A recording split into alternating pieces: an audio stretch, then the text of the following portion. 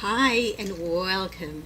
So, what is health really? I think this is something we really all of us need to start thinking about exactly what we mean when we say our health. And I'd like to invite you to think something like this. When you say our health, do you only mean your own personal health?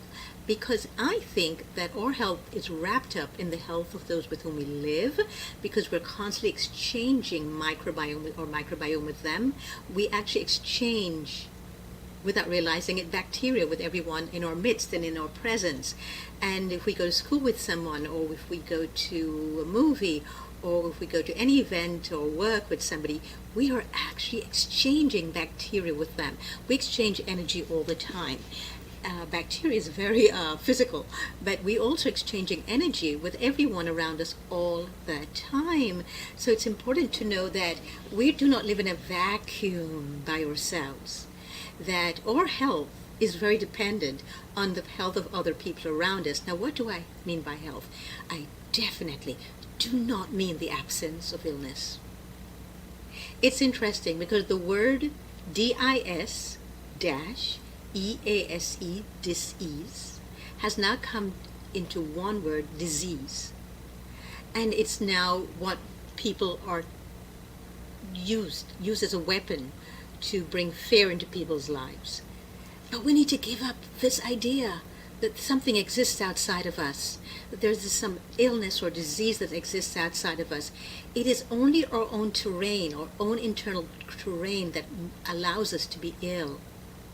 So we need to start looking at health from a whole different viewpoint and look at family health, communal health. There was something interesting in the United States that when the refugees from Vietnam started coming to the United States, a lot of them were sent to the Midwest. And one of the doctors there remarked on something which I have never forgotten. But he said that when he asked for his receptionist or the nurse to bring in the next patient, an entire bunch of people would come in all together at the same time if they were from Vietnam, and he would say, no, I need to know who's the patient here, and they say, we are. Because in Vietnam, the prevailing culture was that if one person is ill, then the entire family is ill. So you're not being blamed for illness in your family. You're not being told, I'm going to catch a cold because of you, or I'm going to get this disease because of you, I'm going to catch it from you, because there's no such thing. Because they understood that we're always exchanging energy with each other, and that illness has to do with the entire family. I would like to see mental illness and drug addiction be treated that way, that the whole family be looked at and not just treated, but look at the root cause of it. When you look at the root cause of anything, you will see that it's on a familiar level. It's the whole family, the whole community, and it has a lot to do with our own belief systems. Yes, I think we get ill because of our belief systems. So it's not just about what we eat or don't eat. Most people will say, I'm ill, or most docs, some of the more informed doctors or the newer natural living lifestyle doctors will say we're ill because of deficiencies.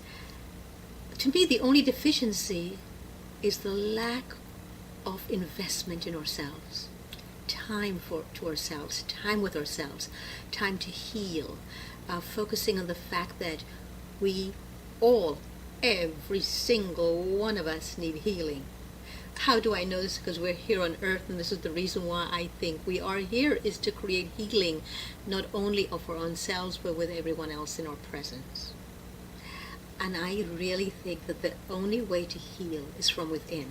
Healing can only happen, nothing can heal you. You can't take a herb. The most incredibly healing foods cannot heal you if you are not in a place of healing. Yes, we need to be in a place of healing all the time. And then we'll stop fearing anything outside of us. We'll stop fearing viruses and illnesses and disease and getting sick. And we will look at sickness as a gift, as a way to explore all the things that we need to heal within ourselves.